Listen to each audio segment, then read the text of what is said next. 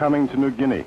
It comes quietly, at first slowly, gently pushing back the night sky with its own birth of color.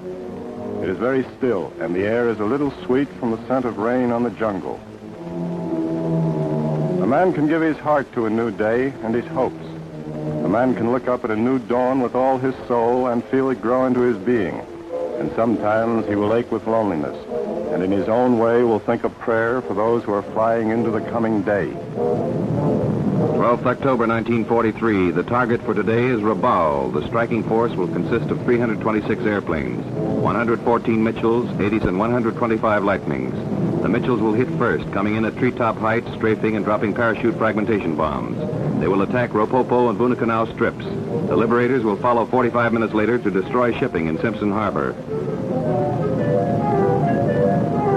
And the man who watches from the ground is given of himself and is part of that mission. And failure of airplane is part his failure. And death of a friend is dying a bit himself. No man is left behind on a mission. Therefore, all men have a right to ask, is a mission a sudden idea, an opportunist impulse? What is a mission? Mission to Rabaul was conceived at a time when the Japanese occupied New Guinea as far as Salamaua. Their air bases formed a shrewdly devised chain of defense with seldom more than 150 miles between links. Truk and Rabaul were the key positions, Rabaul the keystone. If the Japanese should lose Rabaul, New Guinea, New Britain, New Ireland, Truk, and the secondary islands would become untenable. They announced Rabaul's profound significance by building it into the strongest base in the Southwest Pacific area. Roughly, Rabaul is 500 miles from Port Moresby. Port Moresby is 550 miles from Wewak. Wewak is 600 miles from Rabaul. To strike Rabaul, it is first necessary to neutralize the right flank as far as north as Wewak. These are the bombers' best friends, the fighters, the swift destroyers of the air who drive off enemy planes while bombers do their jobs.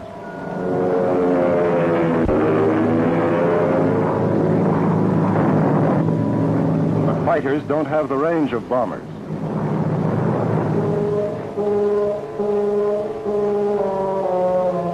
Marilyn is approximately 40 miles from Japanese-held Leh and 200 miles from Japanese-held Wewak. Here was the logical location for fighter strips which would make possible the proposed strikes on Wewak.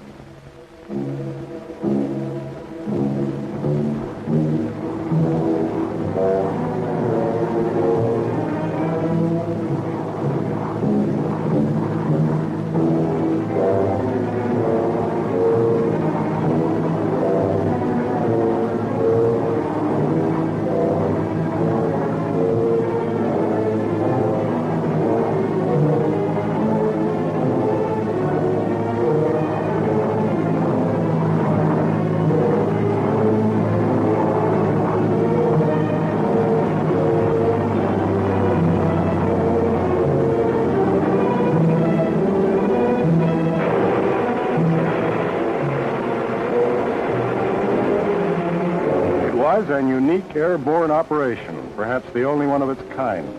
Every man, every tool, every weapon, every drop of gasoline was brought in by air.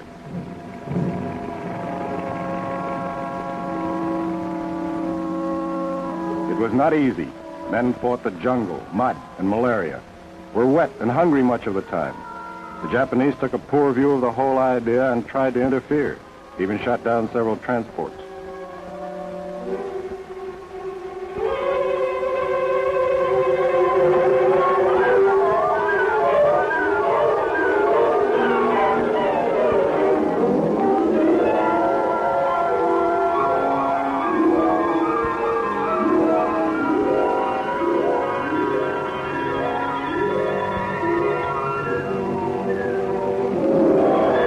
Here was a job to do, and it was done.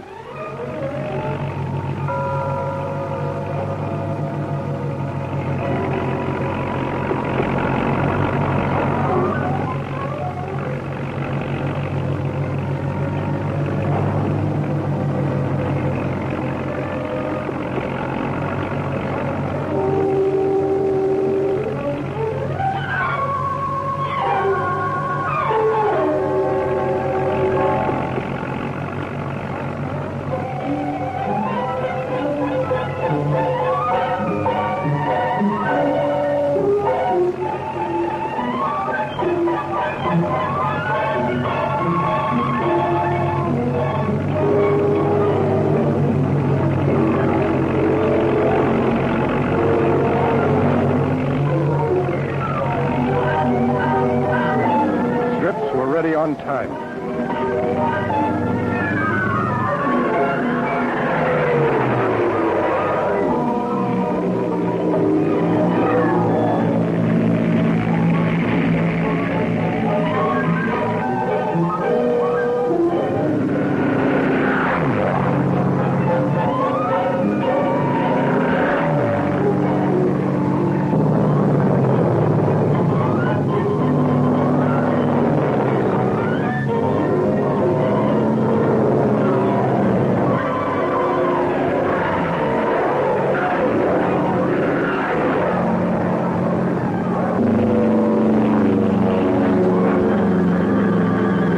August 14th. Japanese Naval Air Service units relieve Army Air Service units in the New Britain area for operations in New Guinea. The enemy is preparing for increased activity both on the ground and in the air, most likely in the Salamaua area, where his position is in danger. August 16th, Wewak. Bomber strength has been increased from 85 on 3rd August to 115 on 13th August. The strips of Wewak are crowded with fighters.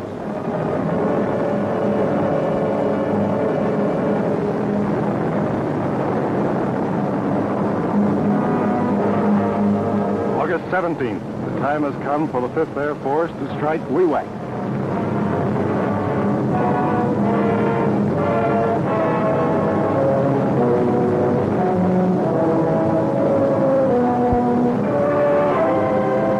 Early on the morning of 17th August, the heavy bombers hit Wewak from 6,000 to 8,000 feet.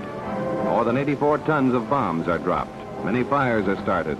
Much damage is done to the strips and to shipping in the harbor.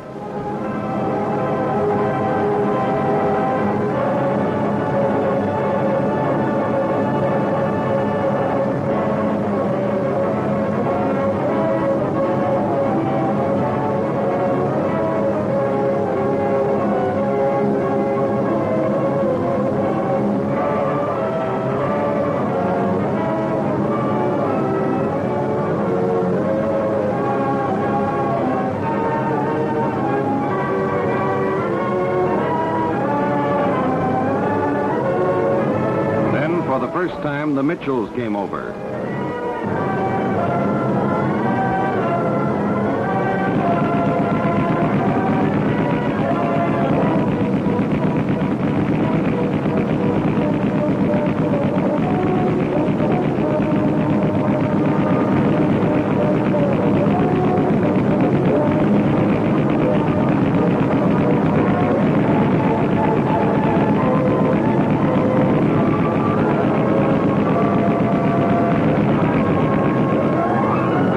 What they saw and destroyed. 115 to 120 Japanese airplanes.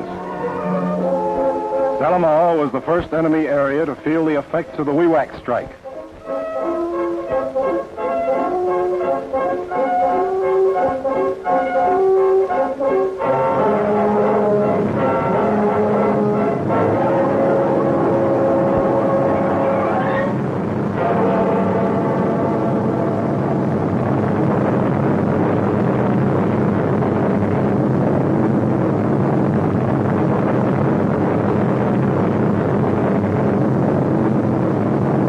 By 25th August, Allied ground forces were firmly established on a ridge overlooking Salamaua. The Japanese ground installations were strong and well defended, but there was practically no air opposition. Air support now becomes a primary function. Almost every day, the Salamaua area is strafed.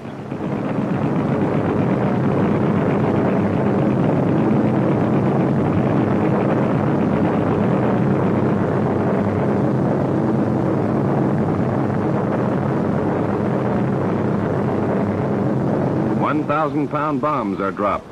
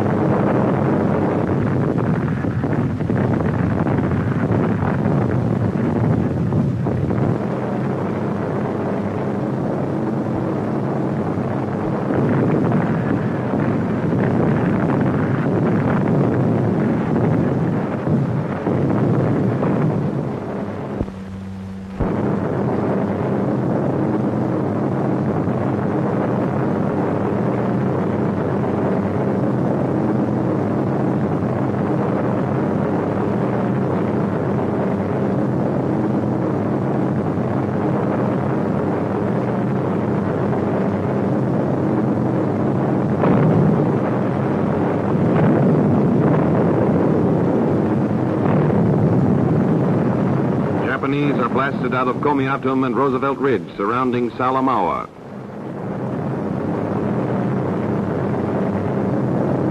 The jungle here was deep and impenetrable. The troops needed food, medical supplies, ammunition.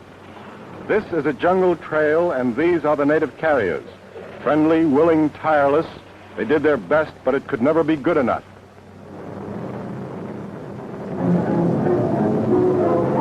So once again, the troop carriers flew into combat, unarmed, unarmored, always with a fighter escort. They flew in precise formations over enemy lines to drop the needed supplies. Corregazal, Skindiwal, Mubo, Goodview, other strange names, all were supplied by dropping. Days were saved and countless lives. The men with deep affection called them the biscuit bombers.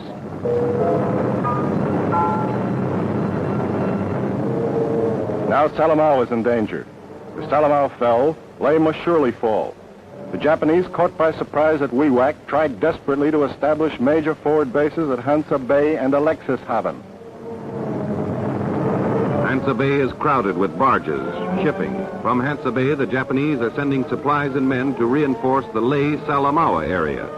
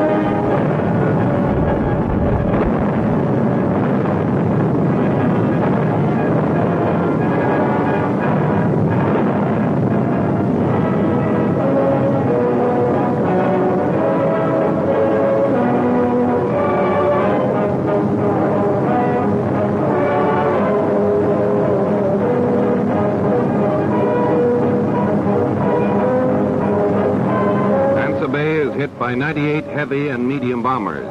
Shipping, barges, ground installations are shattered by the impact of 196 tons of bombs.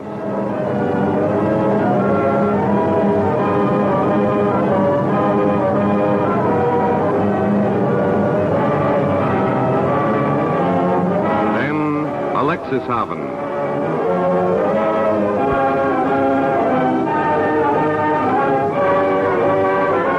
More supplies and men for the Ley-Salamaua area.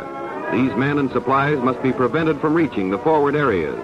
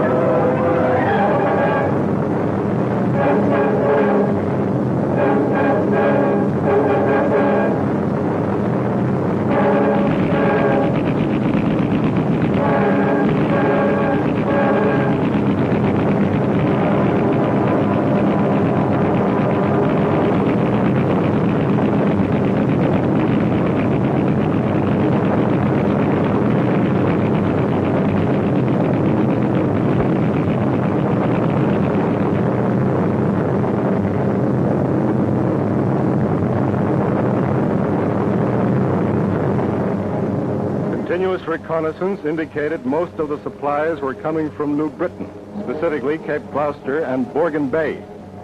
Suddenly, in the first days of September, the full weight of the 5th Air Force attack shifted to this area.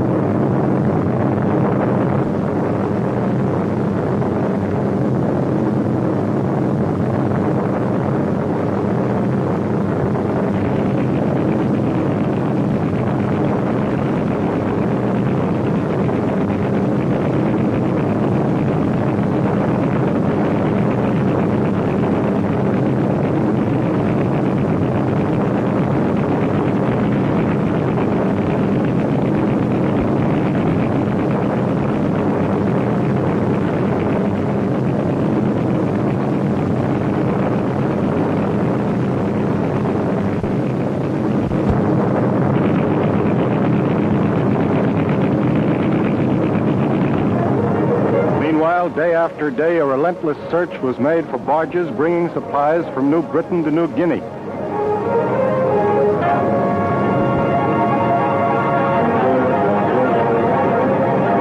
One large Japanese barge loaded to capacity will carry rations for 6,200 men for one day.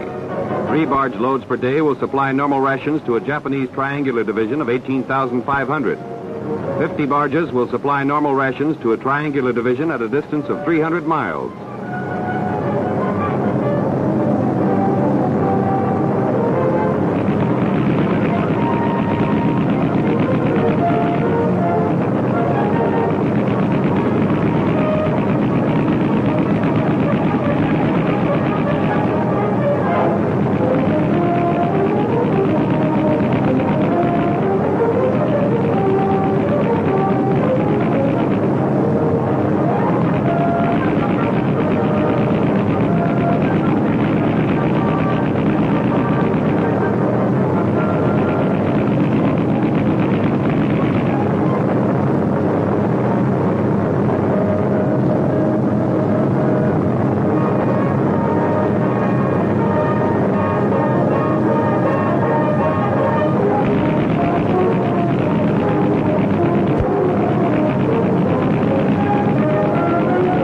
Approximately 250 barges plying between New Britain and New Guinea, 94 are sunk in 1 month.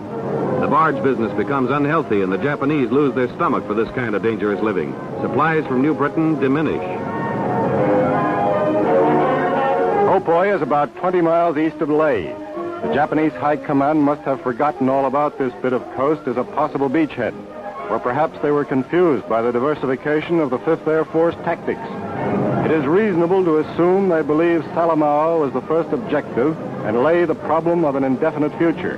They were encouraged to believe the last.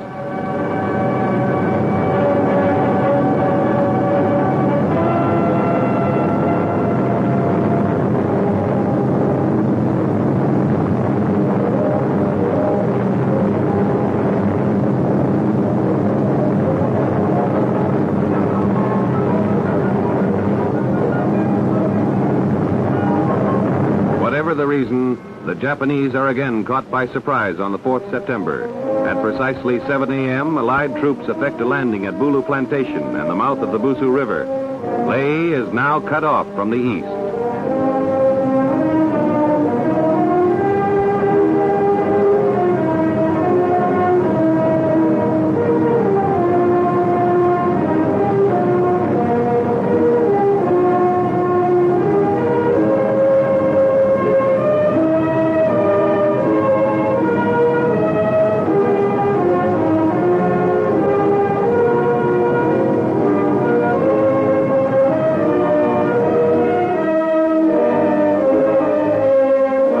Took shape rapidly. September 5th witnessed the first display of still another offensive weapon, the paratroops. And once again, the troop carriers did their share. The objective, Nadzab, only 16 miles west of Leh. Hopoi to the east, now Nadzab to the west.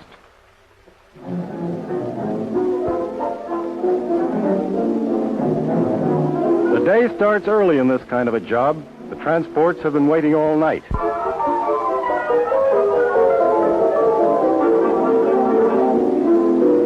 With the dawn, the paratroopers arrive, as planned. They've had breakfast, a good one, because no man knows when he will eat again. But he doesn't seem to mind. At last, he'll have a chance to jump into combat. He's been waiting a long time, waiting and training. And now the drudgery is over and the fun is about to begin. Once again, planning and coordination dominate the immediate future of history.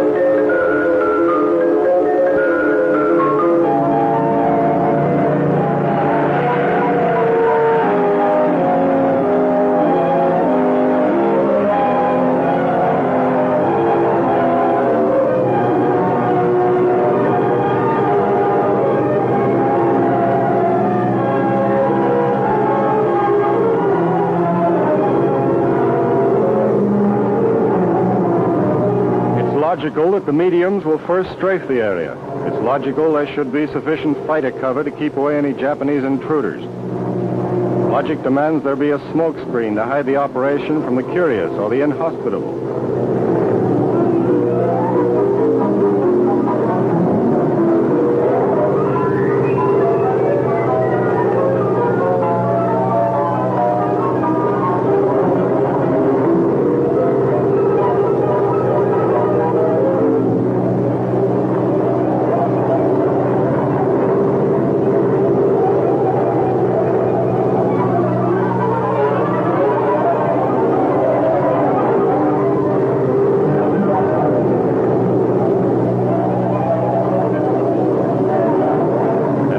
Logic leads to an inevitable conclusion. Take a deep breath and jump.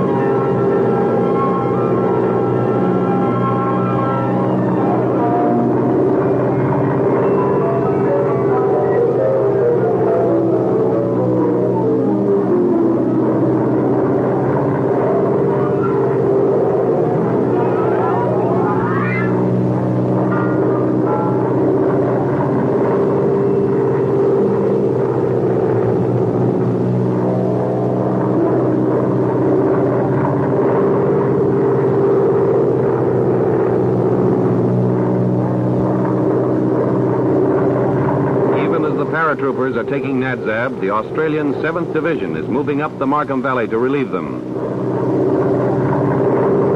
Their engineers build pontoon bridges across the Markham River.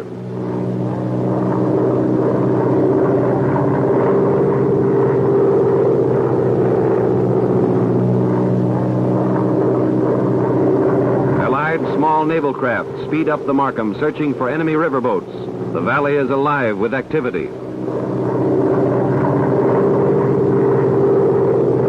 Time was lost in consolidating this new advanced base.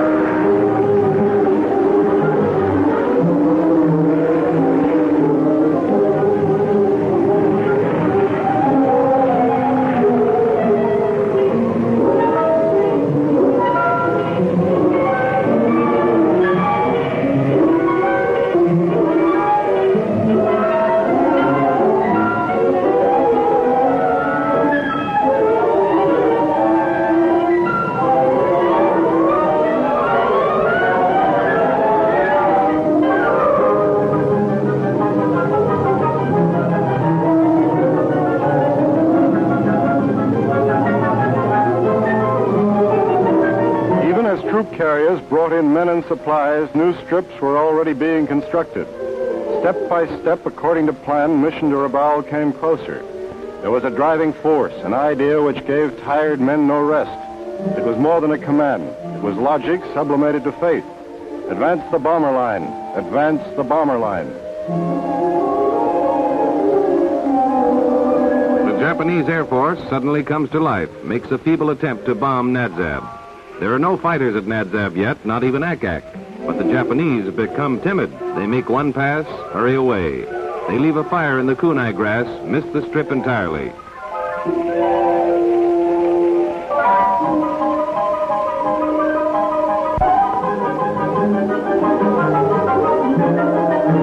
Work goes on as if nothing had happened.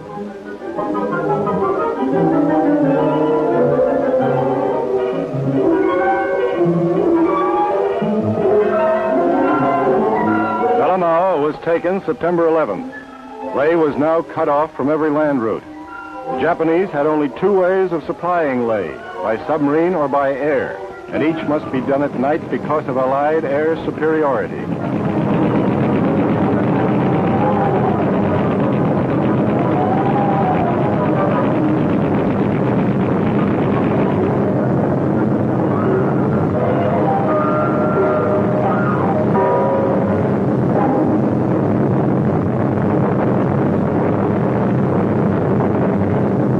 Japanese crumble under the sustained attack of heavy and medium bombers. The bombing is so intense that an Australian general finally asked that it be stopped, remarking the only obstacle in the way of an immediate occupation of Leh is the 5th Air Force.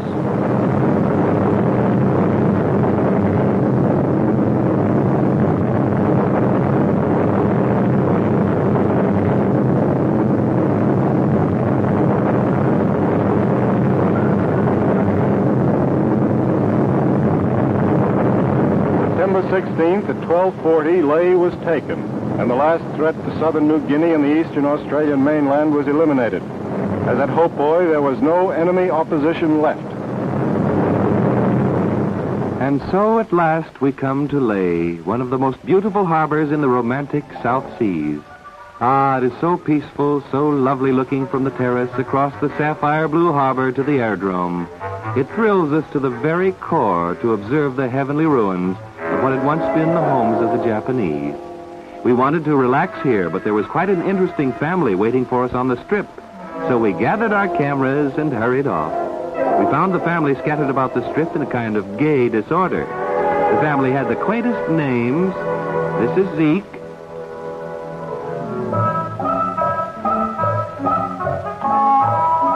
Betty.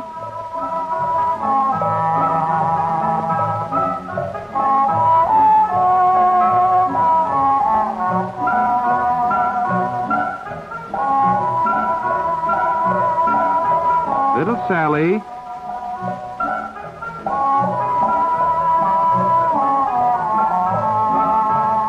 Good old Hamp. There's little Nell. And finally, Oscar.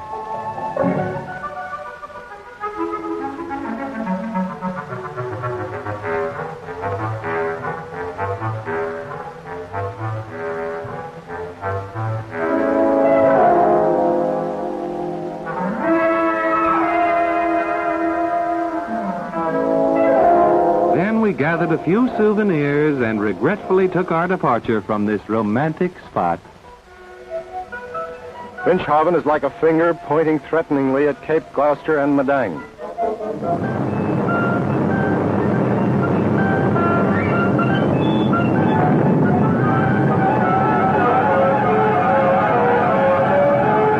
The Japanese worked hard to build up Finchhaven as a major base. It was now exposed to every kind of attack. Finchhaven was next. The mediums led the way in, hitting Langemak Bay with everything they had.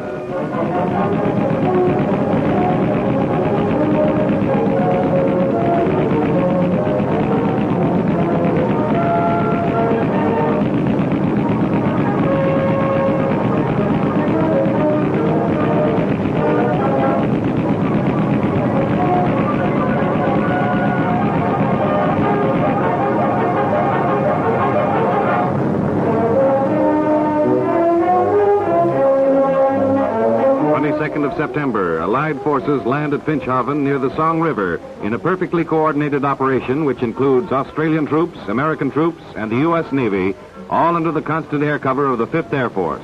Not a ship is hit, not a man lost.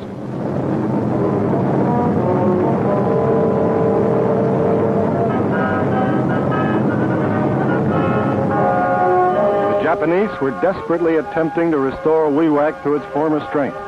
The Japanese Army Air Service could no longer stand by helplessly while its harried ground forces suffered heavy reverses without air support. Again, the strips were loaded. 27th September. The time had come to strike Wewak another crushing blow.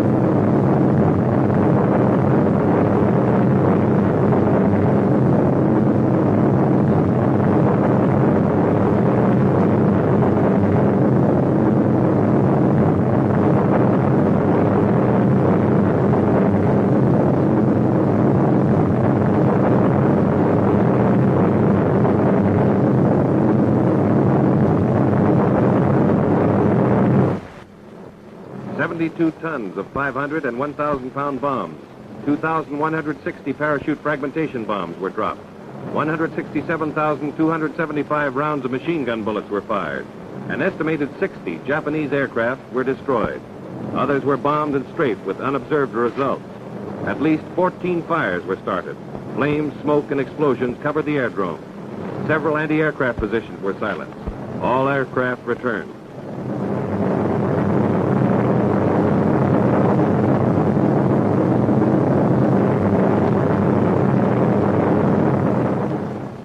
Six weeks. It all happened in 6 weeks. Out of Marilyn grew the first Wewak strike. Out of Wewak came the victories of Salamaua, Ley, Finchhaven. Out of these came control of the Huon Gulf and the Vitia Straits. Now Cape Gloucester on New Britain was only 65 miles away. In 6 weeks, the enemy had lost close to 1,000 airplanes, had lost valuable territory, had lost the battle for air supremacy, had lost the initiative. October 1943. The enemy is making every effort to strengthen Rabaul. Reconnaissance reveals that some 20 vessels, including warships and large and small merchant ships, have recently entered the harbor. Less than 1 month ago, there were 102 fighters, 50 light bombers, 119 medium bombers. Since then, 100 fighters have been added. Many have gone to other areas, but on October 11th, there are 294 airplanes on the strips of Rabaul. Rabaul is also strongly defended on the ground. There are approximately 93 heavy, 43 medium, 188 light anti-aircraft guns of various caliber, not counting the guns of the naval vessels in the harbor. There are 60,000 troops. Rabaul is the most difficult target in the Southwest Pacific area.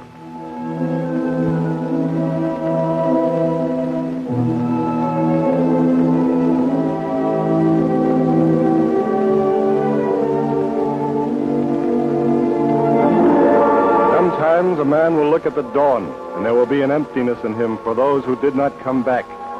And in his mind he will see the twisted wreckage and the bullet holes, and he will wonder at the cost of war.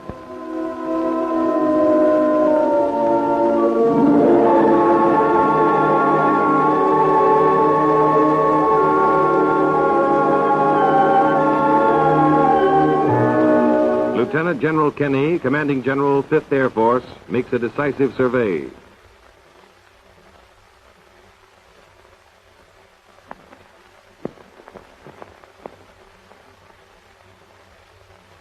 Rabaul will be attacked 12th October 1943. A successful mission starts somewhere back in a factory. It includes a ship crossing an ocean, a harbor, men to unload what the ship has brought, this time bombs for Rabaul. Prompt delivery guaranteed.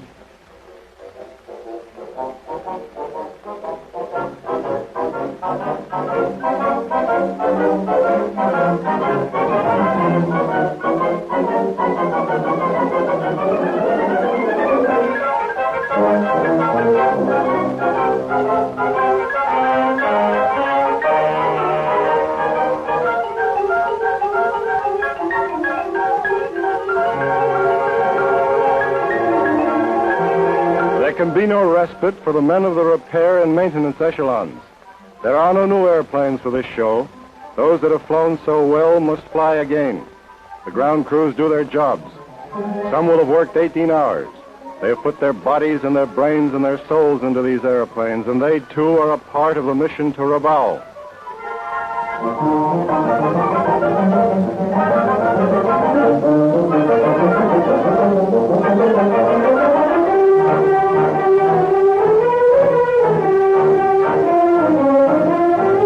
A mission is a cumulative process.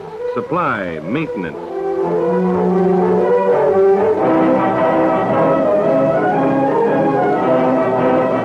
The seemingly mechanical factors of loading machine gun belts, of cleaning and installing guns.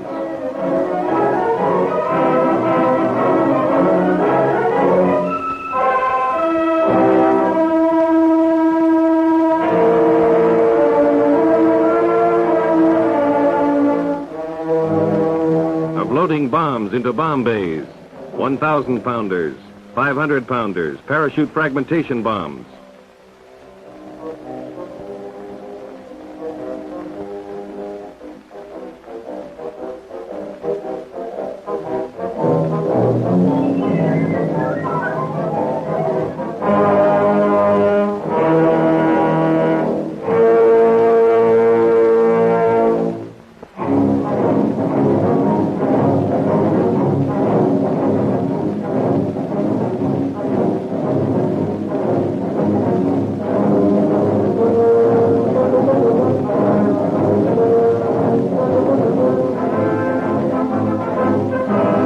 mission is a matter of intelligence. Men have worked weeks, even months, studying reconnaissance photos, intelligence reports. How long is the Rapopo Strip? 4,300 by 600 feet. Best landmark, Cape Gazelle, 5 miles east. The approach to Bunakanao Aerodrome is good, but bumpy and strong winds owing to uneven terrain. There is a radar installation south of Bunakanao at Tomavatur. Time is important. Split-second timing for perfect coordination. You will rendezvous over Oro Bay at a precise time. You will hit New Britain at a precise time, having followed a precise course. There is more to intelligence. Should you have to sit down somewhere, work your way back from the coast into the mountains, then toward Cape Gloucester, traveling only at night. Carry plenty of silver, as the natives do not know paper money, but avoid the natives as much as possible. They are not guaranteed to be friendly. Patiently, ingeniously, intelligence puts the parts together. And for them, each part is their share of the mission to Rabaul. The non-flying crew members have done their jobs. As much as they could, they have given of themselves. Now the flying men take over.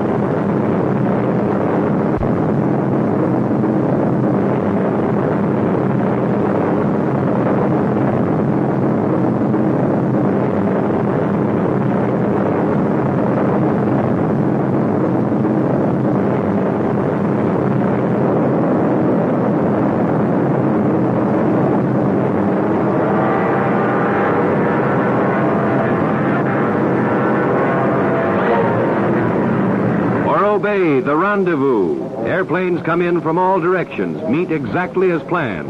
No one wants to miss this first strafing of Rabaul. It's a date that's been a long time in the making, and at last the 5th Air Force is on its way to keep it.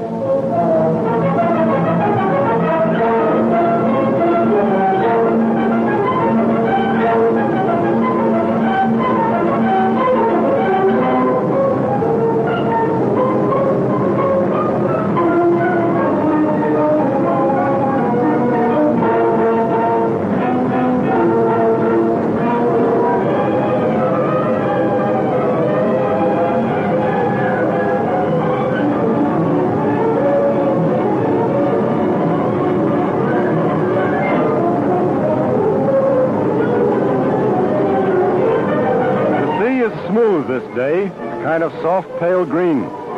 Sky, too, is soft, and its blue is the blue of an infant's eyes. The white clouds are streaked with the faintest pink, making a pastel world. Weather is fair and warm, and it gets warmer closer to the water. You will fly at an altitude not to exceed 100 feet. You will maintain radio silence at all times, no matter what happens.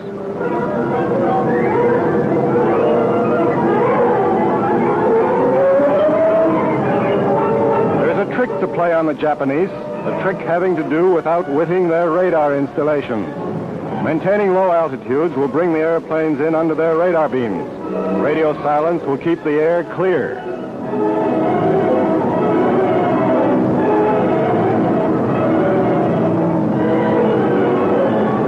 It's a long ride. More than 2 hours have gone by. It's getting warmer, too.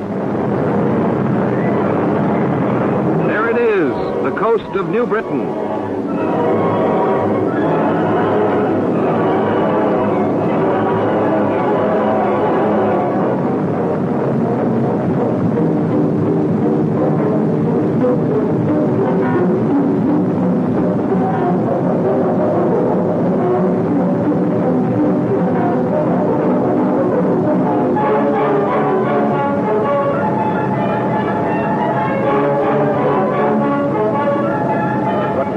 Fighters.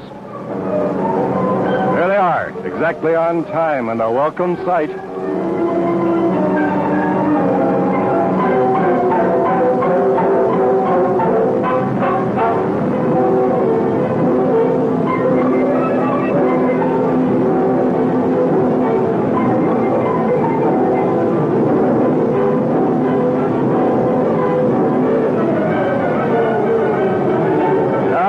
Go in and keep a date. First, Guadalcanal.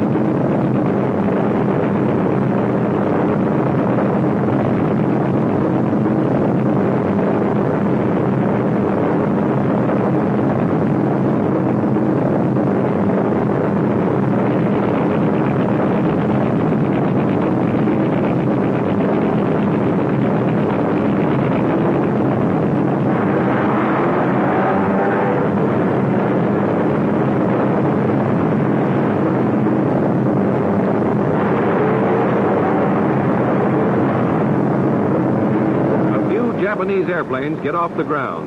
The fighters are waiting. There goes the Japanese Hemp. The Lightning is hot after him.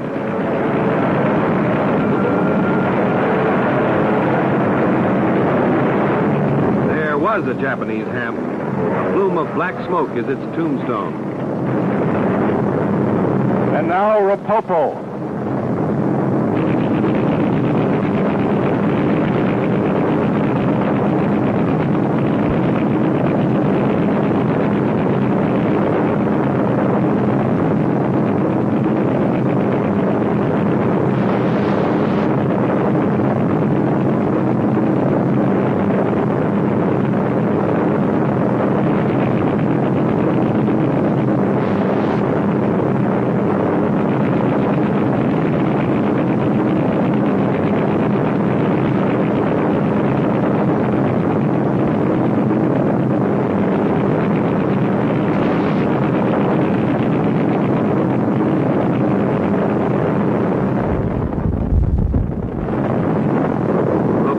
Is in flames.